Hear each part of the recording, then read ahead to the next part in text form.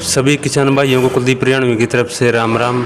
आपके अपने चैनल कुलदीप रियाणवी में सभी किसान भाइयों को हम तहे दिल से स्वागत करते हैं। जय कादियान जी के पास आए हैं जो पशुओं में बांझपन और जो रिपीटर रोग होता है उसके बारे में डॉक्टर कादियान से हम जानकारी लेंगे। डॉक्टर साहब, सबसे पहले तो आप अपना एड्रेस कन्फर्म करवाएं।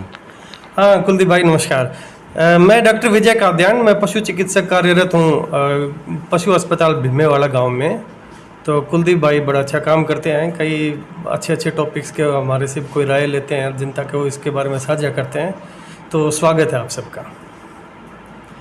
तो कुलदीप भाई जैसे कह रहे थे बांझपन एक बहुत बड़ी मैं तो कहता हूँ समस्या है और पशुपालक इसको थोड़ा सा नज़रअंदाज कर देते हैं। कितने सारे हमारे पास कई बार केस आते हैं, पशुपालक भाई लेके आते हैं कि जी अपनी ये भैंस है और ब्याह इसको 1 साल हो गया, या ये झोटी है 3 साल की 3.5 साल की होगी, अब तक नए दूध नहीं हुई। तो ये बड़ी मतलब इतनी छोटी बात नहीं है जितना हम इसको हल्के में ले लेते हैं। देखो पशु हम इसलिए पालते हैं कि उनकी निरंतर उनकी संतान आती रहे, फिर वो संतान के साथ ही वो दूध पे चलती हैं, इसीलिए हमारे घर में पशु खड़े हैं। अब वो खाम खा खड़े हैं तो उसका एक अच्छा सा तुक बनता नहीं है। तो मैं तो यही कहूँगा कि बांझपन की जो ये समस्या है इसको बहुत ज़्यादा ध्यान देने की ज़रूरत है। अगर ब्याने के बाद जैसे मैं बताऊं 2 से 2.5 महीने के अंदर वो अगला ब्याह के लिए नया दूध हो जानी चाहिए। अगर 2 महीने 3 महीने उसके चले गए तो समझो वो बांझपन उसी को बोलते हैं कि वो गलत है। इसी तरह उम्र की बात करें, जो पहली बार जो आती है नया दूध होने उसकी उम्र भी आप ये लगो तो 2 साल से ऊपर जाने ही मत दो। तो अगर उससे ज़्यादा है 3 साल खड़ी 4 साल की झोटी है, बोले जी अब तक एक बार भी सिस्टम में नहीं आई तो वो गलत है। डॉक्टर साहब एक सवाल बीच में मैं हाँ, आपसे पूछना चाहूँगा। डॉक्टर साहब, जो है फर्स्ट टाइम उसका वेट कितना होना चाहिए ज्ञापन होने से पहले, किस कंडीशन में वो ज्ञापन होती है, उसके बारे में आप जानकारी दें। देखो हम जैसे एक तो है वेट करने के लिए, अब यूँ तो है नहीं कि हम उसको वेइंग मशीन पे या कांटे पे लेके जाएंगे। आपकी जो पारखी नज़र है वो इस लायक होनी चाहिए कि आपको ये लगे कि ये तैयार होगी। अगर वो अंडरवेट है आपको नज़र से ही आप पता कर लोगे कि हाँ भाई ये थोड़ी सी बोधी है, तो बोधी है तो उसका बोधापन ही दूर करो। सबसे पहले तो उसको मिनरल मिक्सचर की अच्छी खुराक दो। कई बार ऐसा भी नहीं है, अच्छा कुछ पशुपालक भाई बताते हैं कि जी खान पीन में तो कमी ही नहीं इसकी, तो उसमें क्या है फिर भी आजकल क्या है हमारे जैसे ज़मीन में भी लगा दो कुछ मिनरल्स की कमी है। भाई आपकी ज़मीन में अगर मान लिया फास्फोरस की कमी है तो वो उसके चारे में भी कमी है तो उसके शरीर में भी कमी बन जाती है। तो इसी का एक रामबाण इलाज के रूप में हम यूँ कहते हैं कि उसको खनिज मिश्रण खवाओ पहले खूब सारा। भाई 1 महीना उसकी सेवा करो, खनिज मिश्रण से आप उसको 1-1 2-2 मिट्टी रोज़ खिलाओ थोड़ा सा नमक मिला के, तो वो तैयार हो जाएगी। आपको वैसे ही पता चल जाएगा 1 महीने में कि यार बड़ा फ़र्क आ गया। और 70-80% केस तो इसी से कामयाब हो जाते हैं कि हाँ पहले तो ये नई नहीं हो रही थी और खनिज मिश्रण हमने 1 महीना खिलाया उसको, कीड़ों की दवाई दे दो थोड़ा सा, अगर आपको शक हो कि कहीं पेट में कीड़े ना हो तो वो दोनों आप काम करोगे तो उसी से 80% 70% पशु कामयाब हो जाएंगे। डॉक्टर साहब, एक मेरा सवाल ये है आपसे कि जो खनिज मिश्रण की मात्रा है वो पशु को किस उम्र में कितनी दे सकते हैं। देखो खनिज मिश्रण ताकत की चीज़ है, ये तो आप किसी भी उम्र में दे सकते हो आप, एक चीज़। दूसरी बात, इसकी जब मात्रा की बात आती है तो हम मोटे मोटे थंब रूल में ये बोलते हैं कि 1 मुट्ठी रोजाना खिला दो आप, लेकिन शुरुआती कुछ 10-1 दिन के लिए आप उसको डबल भी डोज दे दो तो वो कोई नुकसान नहीं करेगी, वो जरूर फ़ायदा ही फ़ायदा करेगी।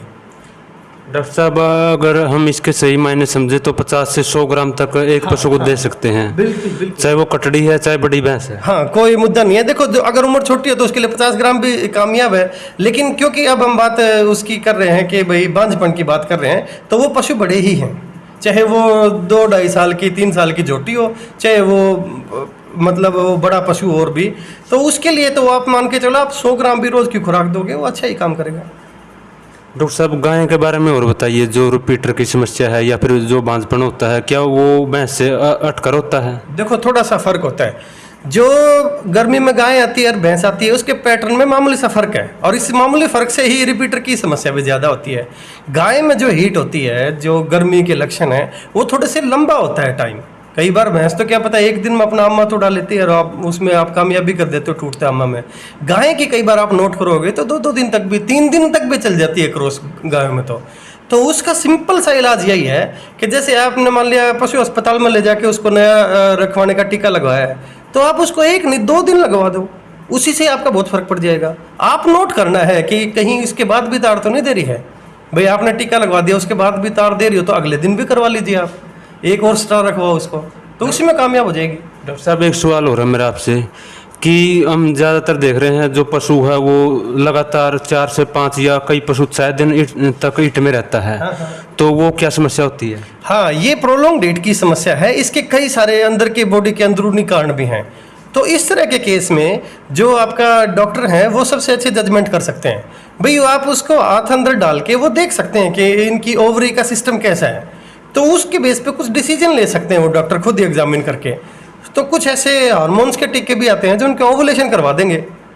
भाई आप जो ये लंबी विंडो है 2, 3, 4 दिन की, 5 दिन की, उसमें वो यही कामयाबी करा देंगे कि अगर एक हार्मोन का टीका लगा देते हैं, GnRH बोलते हैं उसको हम, तो वो उसकी ओवुलेशन करवा देगा, तो अंडा निकलना सुनिश्चित कर देगा। तो अंडा जब वो उससे निकलेगा, तो जब हम उसको नया करवाते हैं तो उसके सक्सेस होने के चांस बढ़ जाते हैं। तो वो रिपीटर की समस्या इससे काफ़ी हद तक कम करी जा सकती है। तो गाय में भी यही रहता है जी? हाँ बिल्कुल, गाय में क्या, भैंसों में भी हो सकता है, लंबी हीट भी हो सकती है, लेकिन गाय में आमतौर पे ये देखा गया है कि कई बार उनकी हीट भैंसों से ज़्यादा चलती है।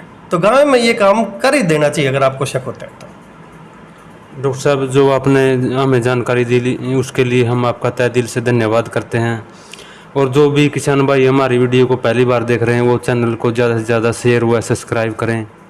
धन्यवाद।